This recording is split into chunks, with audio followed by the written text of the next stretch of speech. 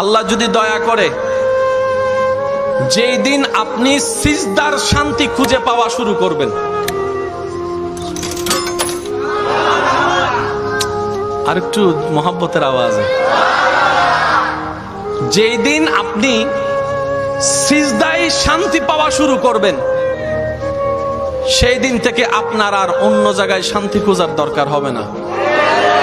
এখন অনেকে শান্তি খুঁজে মন খারাপ হলে গান শুনে, জোরে বলেন না, কিন্তু এক গান আজীবন ভালো লাগে। অনেকে মুভি দেখে, এক মুভি বারবার দেখতে ভালো লাগে। অনেকে ফোনে কথা বলে কিন্তু আবার 3-4 ঘন্টা কথা বলতে ভালো লাগে। কানটা পর্যন্ত গরম হয়ে যায়। একটু জোরে বলেন না রে ভাই। অনেকে মন খারাপ হলে বিভিন্ন জায়গায় ভ্রমণ করতে যায় কিন্তু সেই জায়গাগুলো এক সময় আর ভালো লাগা কাজ করে।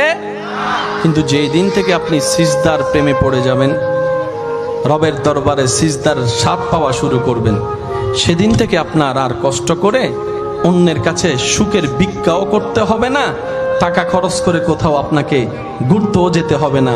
যখনই মন খারাপ হবে যাই নামাজটা বিছিয়ে রবের দরবারে সিজদায় পড়ে যাবেন, কপালটা আপনার মাটিতে লাগবে, নাকটা মাটিতে লাগবে, মুখে থাকবে সুবহানা রব্বিয়াল আলা। একটু আওয়াজ দিয়ে বলি সুবহানা রব্বিয়াল আলা। আপনি ফিসফিস করে রবের প্রশংসা করতে থাকবেন, সেই শান্তিদাতা রব আপনার ব্রেইনের মধ্যে, আপনার মনের মধ্যে শান্তি দেওয়া শুরু করবে, প্রশান্তি দেওয়া শুরু করবে, সুকুন দেওয়া শুরু করবে। সুবহানাল্লাহ সুবহানাল্লাহ সুবহানাল্লাহ।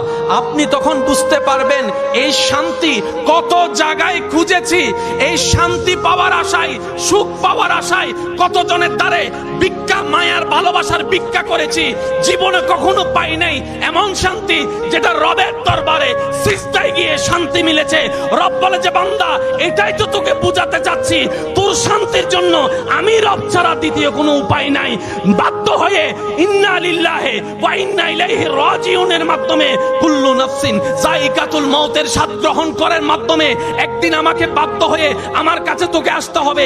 সে আসার আগেই দিল থেকে আমার কাছে চলে আয়, তোর জন্য দুনিয়াও শান্তির বানাই দিব, কবর হাসরও শান্তির বানাই দিব। সুবহান। আমায়ে কেরাম এবং বাবা দাদা নানার বয়সী যারা আছেন ওনাদের দোয়াকে মাথার উপর ছাদ বালিয়ে দুই একটা কথা বলার চেষ্টা করব। আল্লাহ পাক আপনাকে, আমাকে, আমাদের সবাইকে আমল করার তৌফিক দান করুন। আমি দিল থেকে বলার সর্বোচ্চ চেষ্টা করব, আপনারা দিল থেকে শোনার সর্বোচ্চ চেষ্টা করবেন। কারণ কি জানেন, কানের শোনা কথা কান দিয়ে বের হয়ে যায়। সেজন্য স্যারে কি পড়াইছে কিচ্ছু মনে নাই,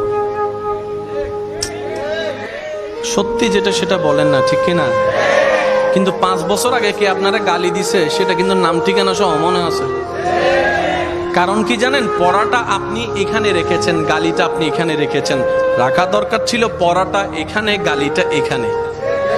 আমরা সবসময় উল্টা কাজ করাকে বেশি পছন্দ।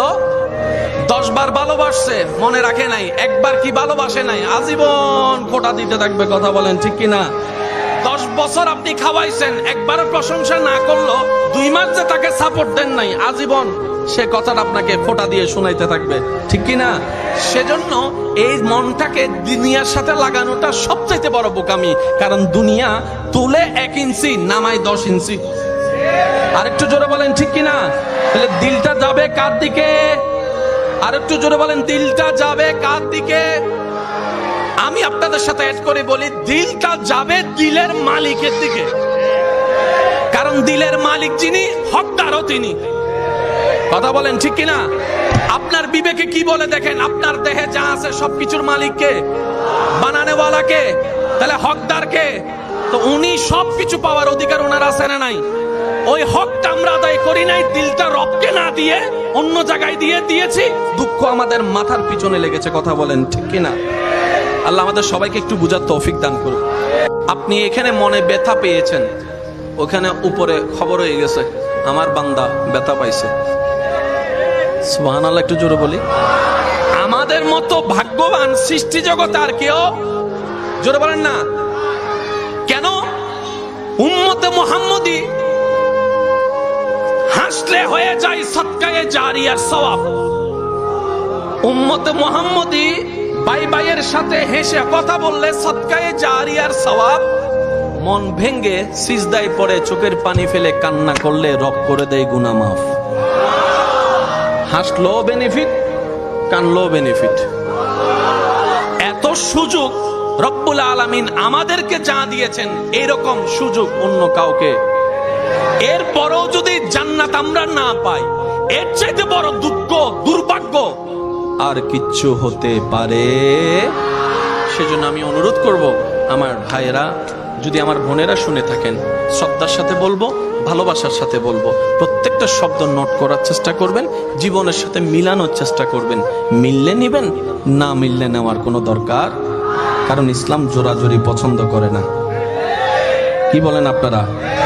আপনাদের এলাকার ইমাম সাহেবের কাছে যদি কাউকে ইসলাম ধর্ম গ্রহণ করার জন্য কেউ আনে, দেখবেন ওই আলেম, ওই হুজুর সর্বপ্রথম সেই ব্যক্তিকে একটা প্রশ্ন করবে, ভাই আপনি কি নিজের ইচ্ছাই এসেছেন নাকি আপনাকে জোর করা হয়েছে? যদি সেই ব্যক্তি বলে হুজুর আমি আসি নাই, আমাকে মারার ভয় দেখিয়েছে, পিস্তলের ভয় দেখিয়েছে, আপনার এলাকার সেই সম্মানিত আলেম জীবনে কখন ওনাকে কালিমা পড়াবে? কেন? হুজুর বলবেন ইসলাম ভালোবাসার সাথে স্বাগতম জানাই, আক্রমণ দিয়ে স্বাগতম জানানো পছন্দ করে। এটা উন্মুক্ত দরজা, ভালোবাসার দরজা। রাতের 3টা বাজেও যদি কেউ দিল থেকে ভালোবেসে আসতে চায়, কালিমা পড়ে ইসলামের ছায়া তলে আসতে পারবে। কথা বলেন ঠিক কিনা? আল্লাহ পাক আমাদের সবাইকে বুঝার, আমল করার তৌফিক দান করুন।